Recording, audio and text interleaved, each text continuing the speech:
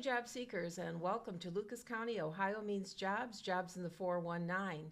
Well, we're now in 2026, so hopefully you've made those New Year's resolutions and are going to work on those throughout the year. I'm looking forward to hearing some of those in my email box. Perhaps you might be interested in putting some of them in, especially if it's related to employment in your job search.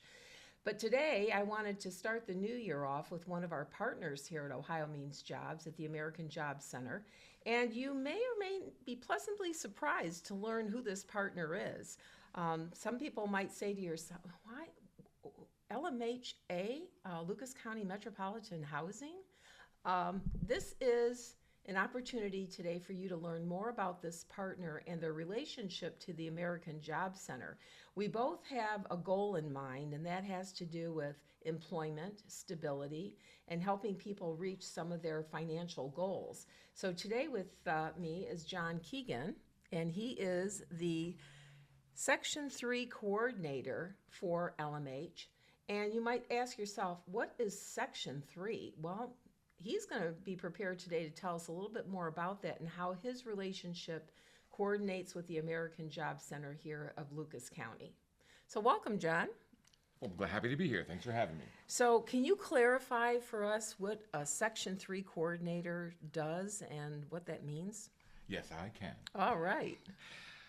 Section 3 is one part of the workforce development aspect of how Lucas Metropolitan Housing works. Okay. It's not all about the front door, right? Having the front door is a good thing, but really our goal is to empty those houses because folks have climbed up and moved on to the next bigger and better part of their lives. So workforce development has to be a part of that. Okay. Section 3 rose up out of the Civil Rights Act of 1969, and it has to do with making sure that if we're going to spend federal dollars to build public housing in a community, then we really should offer opportunities to folks in that community towards careers, solid career pathways that have to do with building the houses. The money we spend on building a house, let's ask people to build houses who are in the community. The whole community gets lifted. Okay. It's only a small aspect of what we do. There are other parts of LMH and their workforce development program that have more to do with broader employment opportunities. Our Financial Opportunity Center has quite a bit to do with planning and job discernment and finding places to work and pointing people in the right direction. There are internal programs like the Family Self-Sufficiency program that will help residents learn to budget their cash and save money and allow them to create more income coming in without an effective rise in their rent, but allowing them to set money aside for large purchases they want to do down the road. Section 3, as I mentioned, is more focused on jobs that show up in the trades and things that help build communities, as opposed to things that are not like that. Phlebotomy and real estate, and like we could make a long list of things that are not involved, right? Right. So my focus, and Section 3's focus, points towards the kinds of jobs that building a house or repairing a house or updating a house, those sorts of jobs are the ones that I'm trying to point people towards. Okay. I'd like to get folks connected with the unions to learn how to be good electricians or plumbers or welders or and having those folks into workforce makes it easier for us to be in compliance with the Civil Rights Act of 1969, which has been modified several times since then, 74 and 80 and 97, and then again in 2020. Anyway, those things, that's been modified over time, but we have goals. We want to try and meet that to be in compliance with that, and that has to do with how much of the work are we doing is being done by folks that we're trying to lift up, the targeted group of people that we as a community in Toledo are trying to lift up together. So if you have a need, let's say, and you have a project that you're having these federal funds being used for to rebuild and refurbish and what have you, you could easily contact people like us here at the American Jobs Center for some of the participants who might be coming in looking for work who actually have some of these trade skills behind them, where they may be able to then be referred, let's say, to a contractor that would be engaged in this project and might be able to obtain employment. Absolutely, right? This aspect, this requirement that we've got gets passed down from us to our contracting partners, to their subcontractors all the way, right?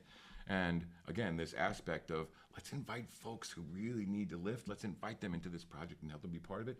If you stumble across folks who have some skills, send them my way. I would love to refer them to the local union. I'd love to connect them with our contracting partners to see if there's jobs for them to do that. Heck, I would like to return them down the hall to the folks who are hiring folks in our own shop and ask them, what can we do on site? Perhaps there's something you can do right where you are. So let's talk about a recent project, okay? The Park Apartments. Okay, these apartments were designed for youth, young adults, up to the age of 24, I believe. 45 maybe or so refurbished of rooms were meant to be apartments for a particular population, right? So this is a project that would have been lending itself to the Section 3 Yes. policy. And we could have, like for over a year, let's say, because I'm sure it took some time to put that place together to be where it's at the Quite moment. some time. I've been tracking it for a while, yes. Yes, and I understand. And the planning was long before then too, right? Yeah, and I understand they're going to be at capacity maybe here shortly down the road. So that's really exciting to hear that we're able to help a number of people here in the community. I know the scissors from the ribbon cutting haven't even started rusting yet, and we're full. What a great problem to have. Right. Well, but I'm not sure, like, for example, as you described the Section 3, how that related to that particular project. So it's new, it's crisp, the scissors have not rusted yet. So maybe highlighting how it came together with supplying the workforce to do that. So did you worked with a specific contractor? Yes, there's a contractor, Turner, who is the prime contractor. Okay. And we made our deal with Turner and said, look, this is all the stuff we want to get done. And Turner said, well, I can do that for this much money. And we said, great, you take care of hiring your subcontractors. Tell us what all you need. How do we make sure that this happens smoothly, right? And Turner and all their subcontractors then are held to the same requirements that we are, and that is that a pretty hefty percentage, 25% of all the labor hours, should be accomplished by folks that are working below HUD's single-person income limit for 2025. And do you know what that number is? This year, that number is $53,100 a year. Okay. Is what HUD is calling now a single-person low income, which is 80% of the average for Which our is a little county. different than the federal poverty guiguiline through That's the correct. Department of Human Services. Yes. Okay. Those numbers tend to generally be even lower than the ones that I'm talking about. Yes. Right? So all that whole crowd, right? Okay. Well, anybody who's making less than that number, this year it's 53,000. Last year it was 48. The year before it was 43. Right? Anybody who's making less than that number qualifies as the kind of person we're dying to invite into the fold. So how does the invitation happen? I mean, how you make the relationship with Turner, we identify the specs of this project, they get their contractors in order. How do we look for that other labor? Is the contractor going to look for it, or are you going to assist the contractor in identifying candidates? This is an excellent question, and it exposes the real challenge that we're facing here. Okay. In our town, folks that work in the trades are going to come through a union somehow. Right? So our contractors and their contracting partners, they have a project they want to do. They go to the union and say, I need this many carpenters and this many plumbers and this many electricians and this. Yes. And the union says, well, here are the folks that you can use. Right?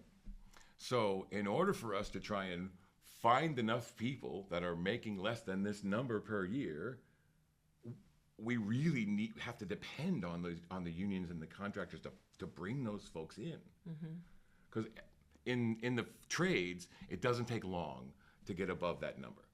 In a couple years, before you're finished your apprenticeship, you'll be making more than enough money to be not even on my radar anymore, right?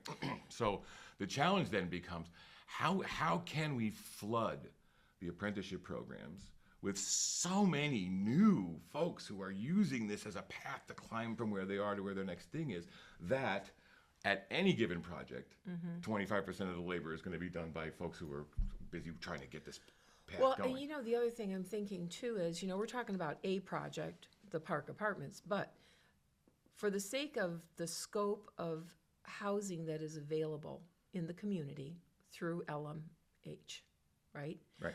There are not only I call them housing communities, right? And then there's also going to be individual housing that's sprinkled throughout Correct. Lucas Standalone County, units and scattered standalone sites. units. Correct. So I don't want to put you on the spot or anything, but do you have any idea of what the number might be of actual units for people to live in? I do. I don't want to hesitate a guess at that. And here I am trying to come up That's with a number in my okay. head, right? I don't know. I'm not going to guess. You're not going to guess at it. Yeah. But it's substantial.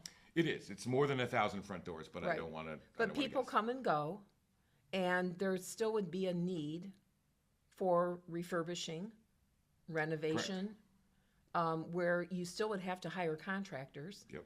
who then still would need to look for people to work under them. Oh, you're absolutely right. This idea doesn't like. I love that you brought up Park Apartments, right? It's like a.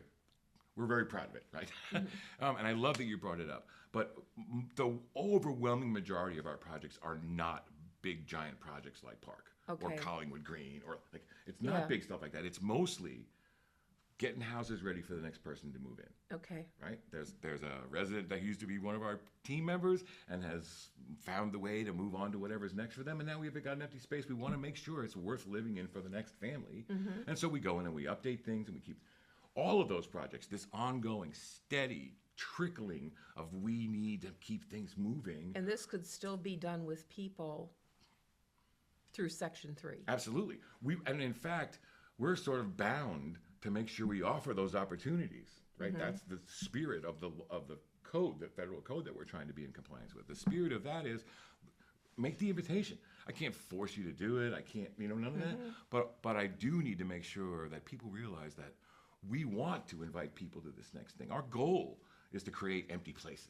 So actually, they're not an employee of yours. They're an employee that a contractor would secure through the unions. Correct. Okay.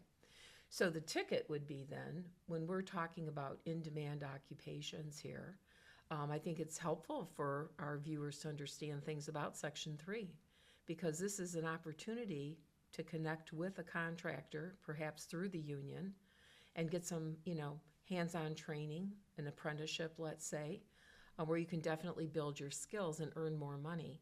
Now, one of the things that I did want to touch on as we're climbing on up the ladder to earn a few more dollars is if a person is living within one of your housing developments, about the Self-Sufficiency program, where people are able to work with let's say a coach, a financial coach. That's correct. And they can earn, and then there's money that can be set aside for their future. Can you just explain that a little bit? Yes, I can, and I'd love to. This is one of my favorite things.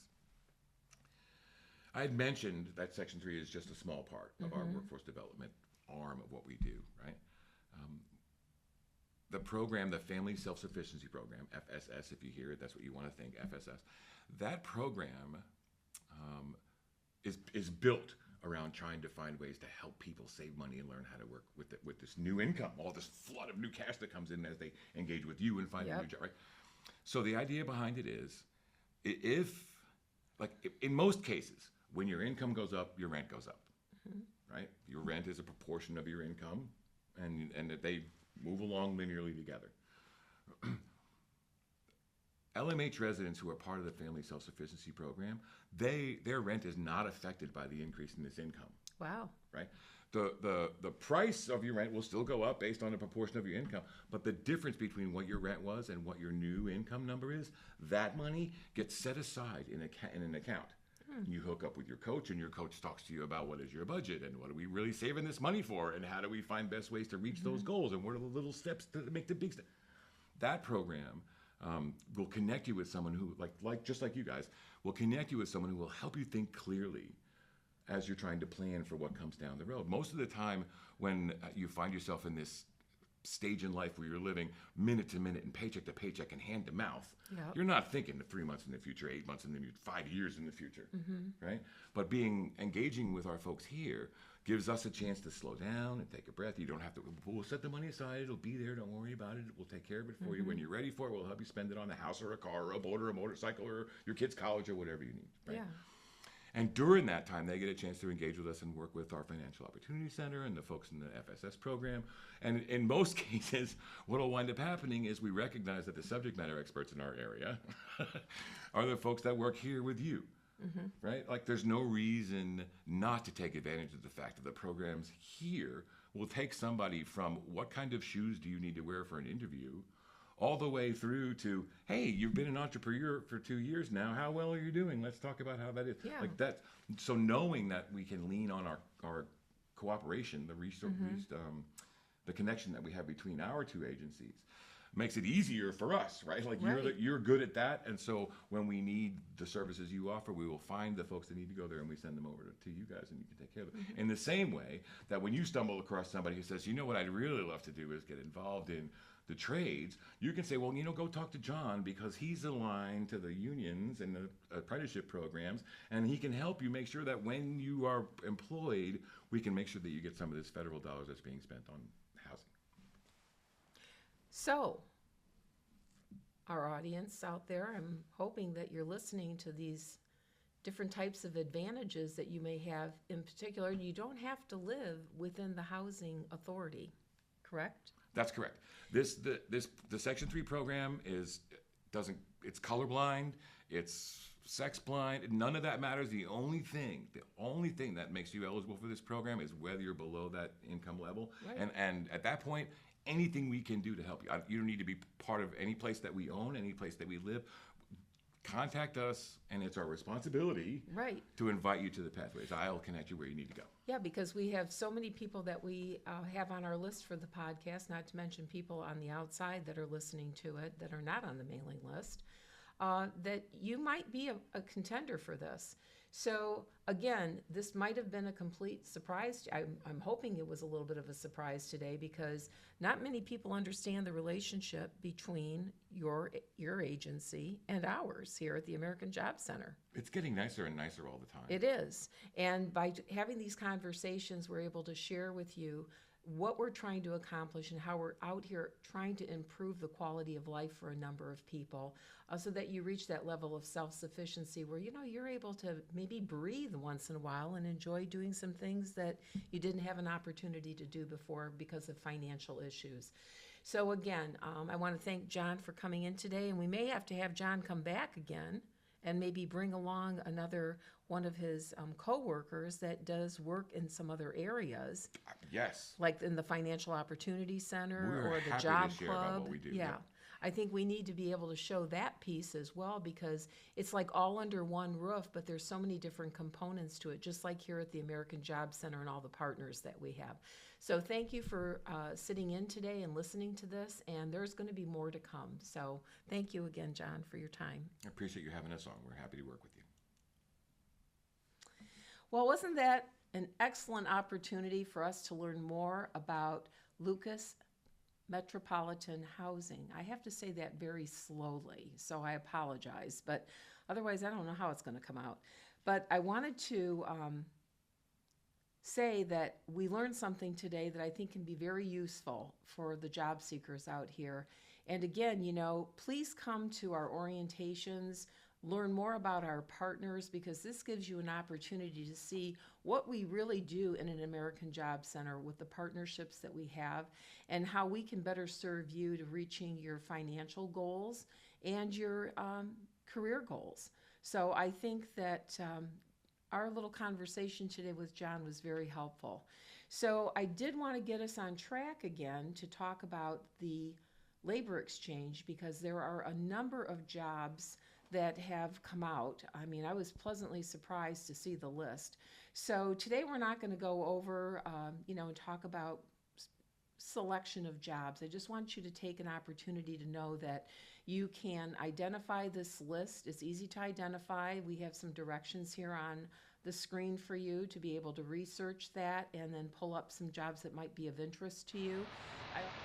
To check out the latest hot jobs, go to OhioMeansJobs Lucas County website.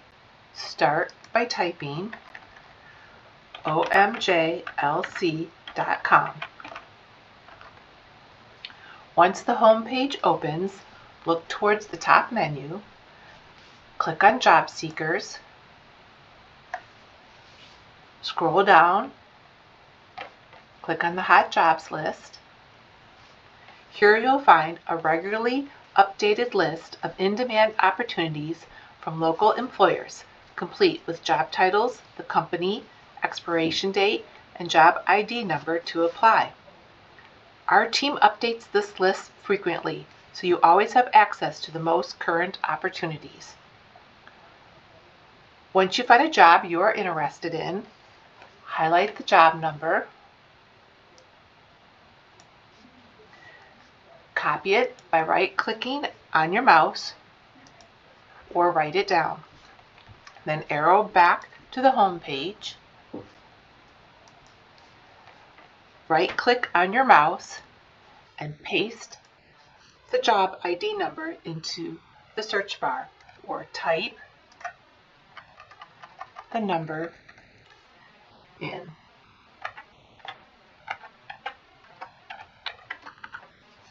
Click enter and browse through the job. You can even apply for the job right here. That's it. Quick and simple. Visit the hot jobs list anytime to take the next step in your career. I also want to familiarize you with the calendar, because here in January we do have another holiday that's coming up where the center will be closed, and that's Martin Luther King Day. So I want to be sure that you are familiar with that. That will be on January the 19th. But we will be going back to the library today. We will be going to the Mott Branch Library. But the library, too, is closed on Martin Luther King Day, so we will not be attending on the 19th. And then we will be picking up at the Reynolds Branch Library on the 25th. So I want you to be sure that, I'm sorry, that's be the 26th. I want you to be sure to put that in your little notebooks, so that, you know, if you do need some particular assistance, we have our outreach specialist, Tankia Butts. She'll be out there at the libraries to be able to assist you. Now, one of the other things I want to make you aware of is, remember, tax season's coming up. So our Financial Opportunity Center folks have been preparing for this event of the year, you know, and you're able to perhaps get your taxes in order and get those processed. So I do believe that you may need to go through 211 to learn more about how they're doing the signing up, because I would imagine it's a first come, first serve type of situation.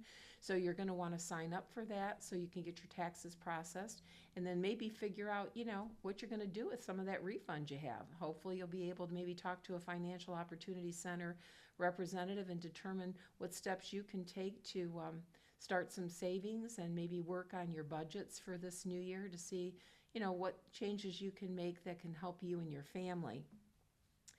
I do want to invite you to also come out to the center to attend some of these workshops that we have.